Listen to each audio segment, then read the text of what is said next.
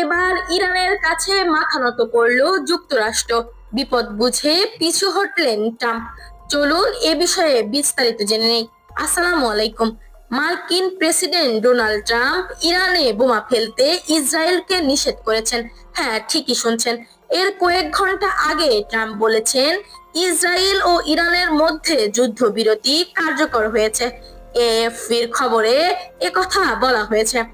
মার্কিন president Trump নিজের মালিকানাধীন সামাজিক যোগাযোগ মাধ্যম ট্রুথ সোশ্যালে লিখেছেন, ইসরায়েল এই বোমাগুলো ফেলো না। তুমি যদি এটা করো তাহলে যুদ্ধবিরতি বড় ধরনের লঙ্ঘন করা হবে। পাইলটদের এখনই ঘরে ফেরাও।